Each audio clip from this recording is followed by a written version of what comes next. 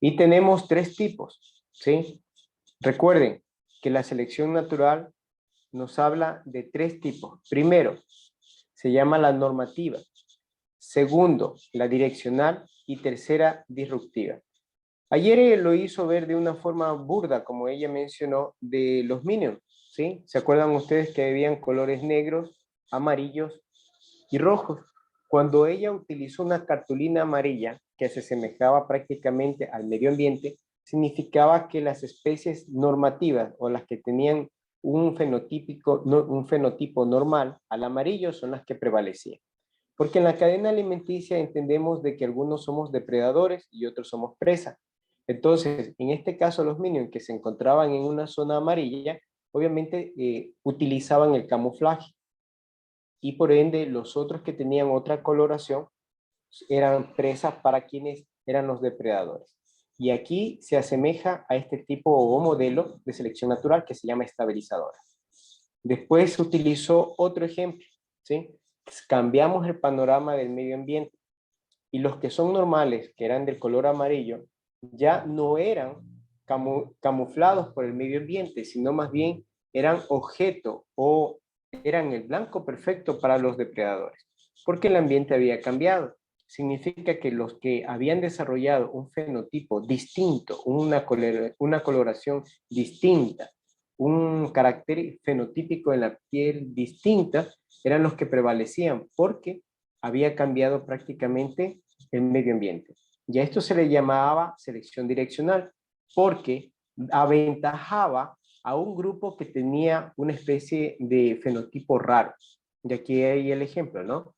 No aventaja a los que tienen fenotipos normales, sino a los fenotipos raros, y eso se llamaban direccional. Y por último, la disruptiva, que es decir, desaparece completamente, ¿sí? La especie normal, y los que tienen los fenotipos raros son los que se mantienen. Durante la clase vamos a ver algunos tipos de selecciones naturales. Vuelvo y repito, siempre se dará una explicación a todo tipo de preguntas en cuanto a la relación de las especies que tenemos en el planeta.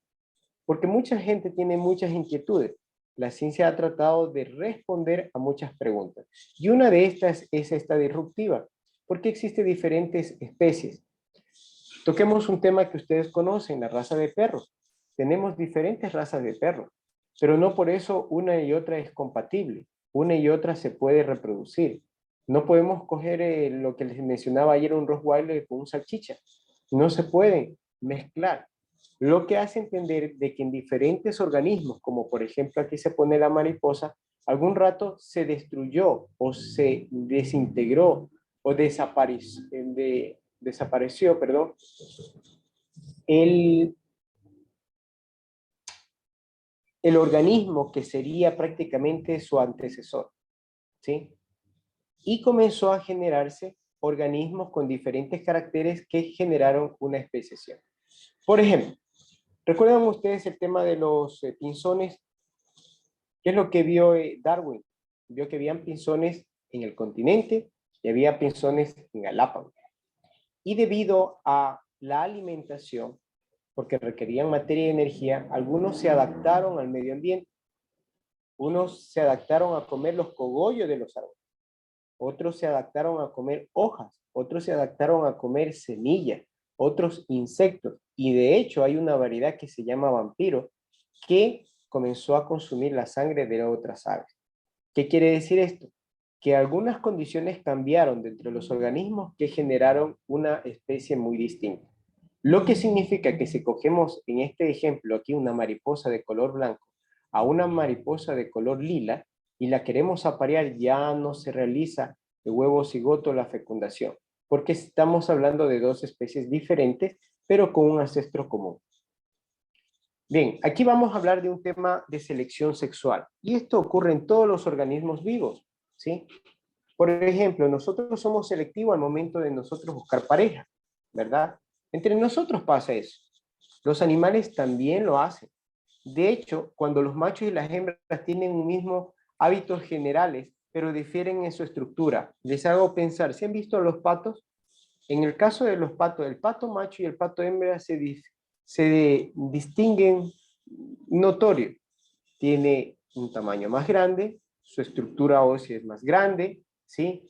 Tiene en sus patas son más grandes, o sea, en sí hay morfologías dentro de los animales que nos pueden determinar cuál es macho y cuál es hembra, pero hay otros que no. Por ejemplo, si yo les tengo dos loros aquí, les digo, ¿cuál es el macho o la hembra? Algunos dicen, no los reconozco. Ya, pero por ejemplo, si tocamos el tema del pavo, usted se lo puede identificar.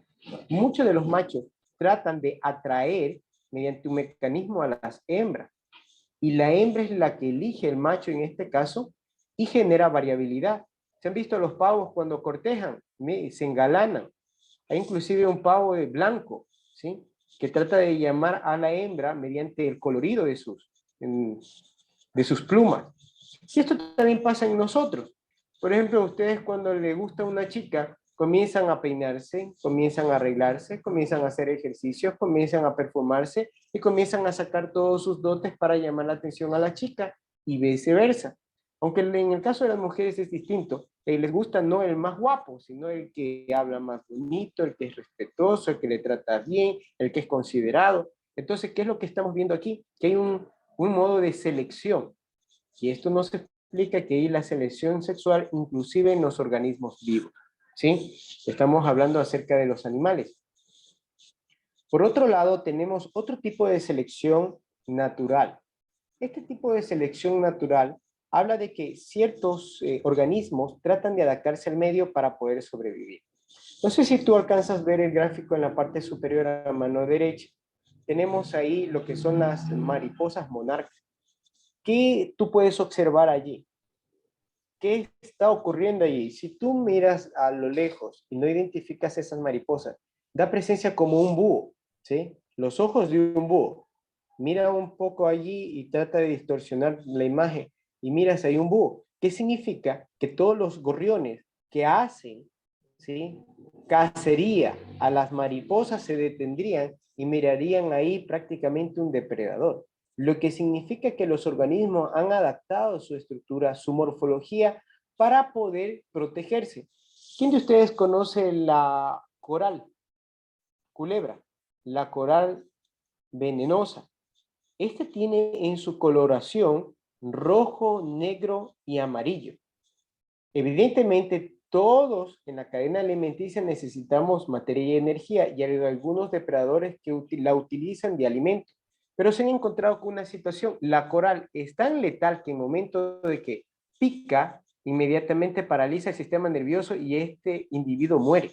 Bien, los otros organismos se han dado cuenta de lo letal que es, y hay ciertos organismos como culebra que se han adaptado, es una explicación, ¿sí?, que se han adaptado, que su fenotipo de piel se parece mucho a la coral venenosa, y a esta se le llama coral falsa. Aunque ella no es venenosa, lo que ha hecho es desarrollar en su piel la coloración aposemática, que es coloración roja y negra. Y si quieren, pueden investigar y van a ver una similitud en los colores, lo que significa que en tema de evolución los organismos se adaptan, los organismos cambian con finalidad de mantenerse dentro de un ecosistema. Por eso de aquí dice el término adaptación. Dice, es una variación heredada o una combinación de caracteres. Y me paso en la parte final lo interesante. Las adaptaciones pueden dar como resultado aspectos morfológicos, camuflaje, mimetismo. Tenemos otra respuesta a la selección natural y a la evolución.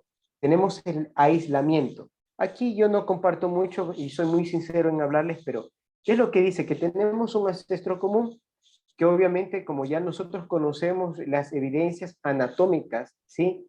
¿Se acuerdan de las homólogas y análogas? Las análogas decían lo siguiente, que hay organismos que tienen una estructura que sirve con un fin, para volar. En este caso nosotros tenemos la mariposa y tenemos aquí el murciélago. Pero ¿qué es lo que nos dice en una forma de explicar la evolución? Que alguna vez estos tuvieron un ancestro común, pero debido a que se fueron separando y cada uno fue generando una característica propia, se generó estas dos especies, la mariposa y el murciélago. ¿Y qué nos dice aquí? Dice, estas dos poblaciones de un mismo origen, ojo con ese detalle, son lo suficientemente diferentes como para que no existan cruzamiento entre sus miembros. Bueno, es que no vamos a poder cruzarlo. Genéticamente y en el ADN ya no son compatibles. Por eso dice, entonces el flujo genético entre ellas será muy bajo, inclusive hasta nulo. Tú podrás tener ahí toda la vida un organismo como una mariposa y un murciélago apareándose y nunca se va a dar, porque ha habido ese aislamiento reproductivo. Lo que quiere decir es que se generó otro organismo, otra especie. Vamos por otro tema, ¿sí? Otra forma de explicar por qué hay esa variabilidad, inclusive dentro de una población. Aquí vamos a tocar el tema de pregocigótico. Bien, cuando estoy utilizando el término cigoto, significa término un huevo, ¿sí? Y aquí vamos a hablar un poco de la reproducción celular, sexual. Tenemos dos gametos, en muchos de los casos en los organismos vivos, el gameto masculino y el gameto femenino. Voy a tocar un tema muy aparte a lo que estamos viendo. De hecho, el gameto masculino, hablando del varón, que es el espermatozoide, y el gameto femenino, que es en la mujer el óvulo, tienen la mitad de los cromosomas, ¿sí? Tiene 23 cromosomas y 23 cromosomas a ambos lados. Cuando estos se unen mediante una relación sexual o coito, genera una unión, ¿sí?, de cromosomas. Y esa unión de cromosomas tenemos 46. Y ahí recién se forma la célula madre, que es el huevo cigoto. Cuando estamos tocando el tema de evolución, se dice que hay una situación que no permite que ciertos organismos de una misma población se forme el cigoto. Y aquí tenemos uno, el aislamiento geográfico, y los vamos a poner por literales. Aislamiento geográfico, ¿qué dice? Según la teoría de la evolución, nos dice que dos gorriones, vuelvo al tema de los pinzones, el uno continental y el otro de isla o archipiélago, tienen una separación geográfica, por lo cual esto les dista mucho en que tengan una característica fisiológica idéntica. Por ejemplo, los pinzones de aquí del continente, muchos de ellos consumen semillas, muchas variedades consumen semillas, mientras en Galápagos se dieron cuenta de que se adaptaron a las circunstancias del medio ambiente. Ahora, cuando tú quieras aparear a estos dos, no puedes. No se puede. Hay un impedimento pregocigótico, es decir, no se puede generar la fecundación. Tenemos otro factor, el ecológico, ¿sí? ¿Qué quiere decir esto? Que en muchos de los casos hay especies que se encuentran en la misma zona geográfica, pero el ambiente evita de que haya esa cópula entre ellos. Estoy hablando de sexualidad.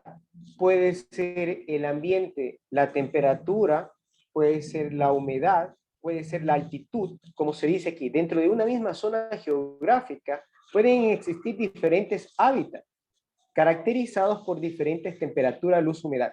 Y es muy probable que hay un organismo de la misma especie que no desea aparearse, mientras en el lado opuesto de un macho quiere aparearse en ese momento.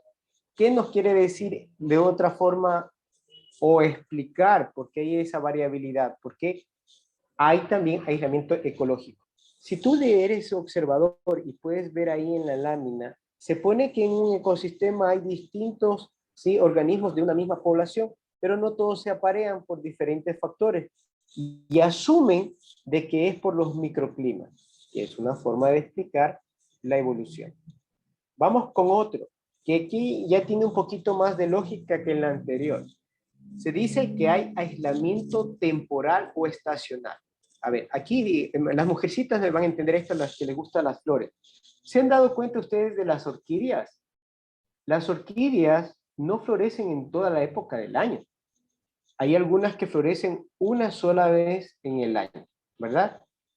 En el caso de las gimnospermas y angiospermas, sobre todo las gimnospermas que tienen una semilla descubierta, en muchas de ellas no se aparean en los mismos estados del año. Algunos lo hacen en otoño, otros lo hacen en verano, ¿sí? Y esa variación de apareamiento de épocas es lo que hace que sean selectivas. Es decir, por ejemplo, aquí tenemos un Pinus radiata. Si tú eres observador, se puede ver que ahí en el fondo el ecosistema va a una estación que es fructífera. Podemos hablar de otoño, en las partes donde existen las 4 estaciones, ¿sí? Pero por el otro lado, puedes ver una Pinus muricata, que la estación donde ella permite, ¿sí?, el cruce del polen no es la de Pinus radiata, es decir, no es en otoño. Hablemos, por ejemplo, que sea en verano. Esta distinción en apareamiento hace que se hable de un aislamiento estacional. E incluso, pongo aquí un ejemplo. Hay muchos animalitos que nosotros tenemos ya domesticados, por ejemplo, en el caso de las cabras.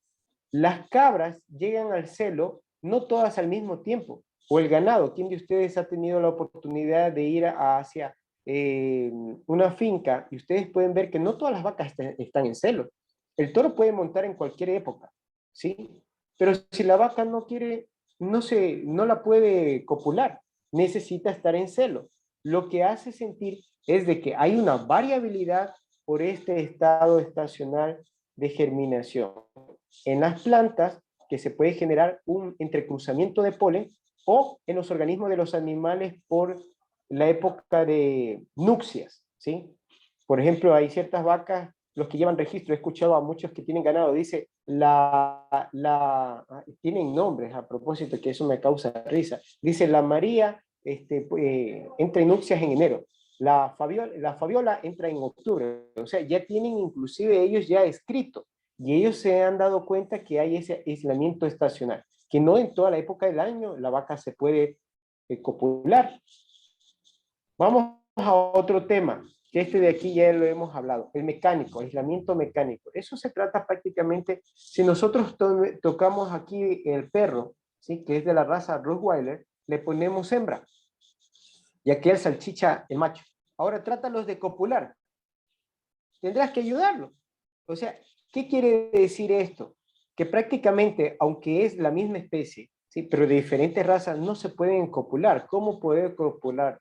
No se puede, ¿sí? Y por eso se habla de un aislamiento pregocigótico. Dice, el aislamiento mecánico, es decir, que los organismos de especies diferentes pueden intentar aparearse, pero el gameto masculino no ingresa al interior del sistema reproductor.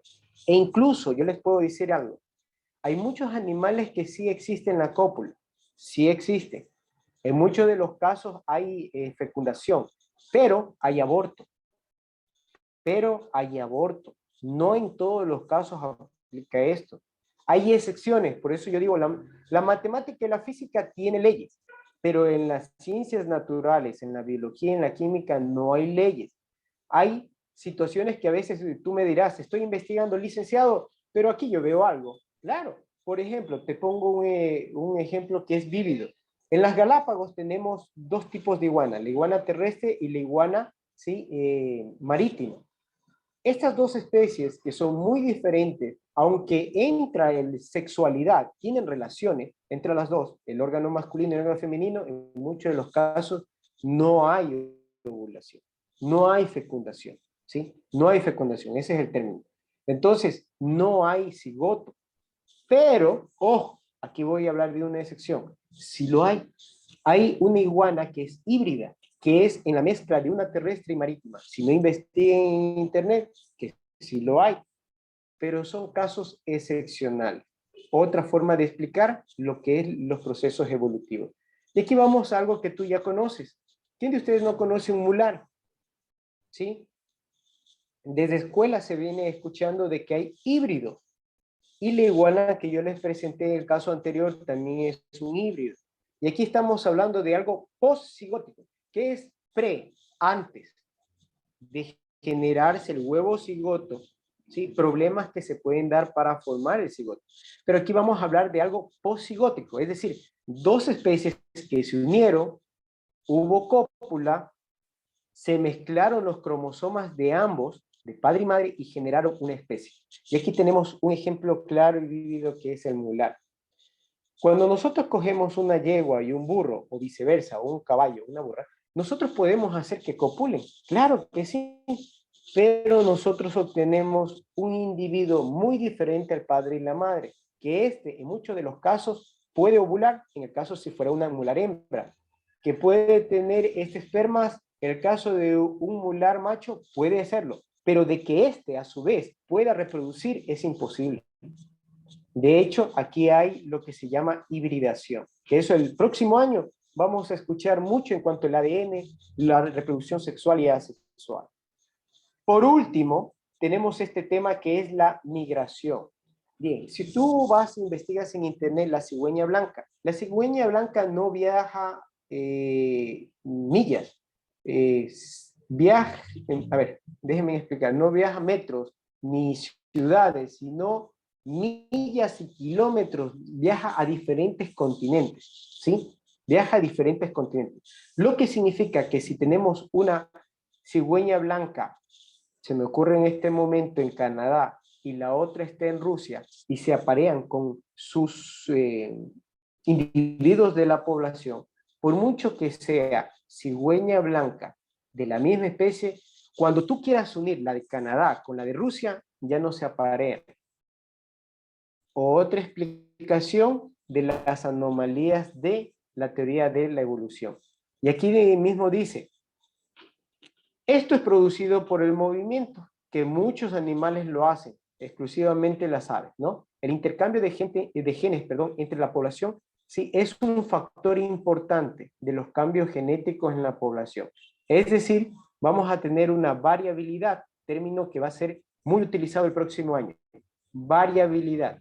¿Qué quiere decir? Según Gregor Mendel, que ustedes ya lo escucharon, el padre de la genética, nos dice que cuando un individuo tiene una característica desarrollada en su cuerpo, la traspasa o la coloca en su futuro hijo o descendiente. Lo que significa que si ese niño o ese, en el caso de nosotros como especie, tiene una característica especial, ese le va pasando a otro y así sucesivamente. Hay sus excepciones. Si tú coges a una persona de Alaska y le unes con una persona de Rusia, es obvio que van a copular y van a tener su descendiente. Sí, pero en el caso de algunos organismos, como presenta aquí en la cigüeña blanca, se hizo experimentos y ya no se pudo. ¿Qué significa? Que no se pudieron aparear porque hay una diferencia de ADN. ¿Sí? Así que chicos, esta es una forma de explicar los procesos evolutivos. Y como digo, siempre hay sus excepciones. Esta es una forma y un método que la ciencia trata de explicar de dónde provienen todos los organismos vivos.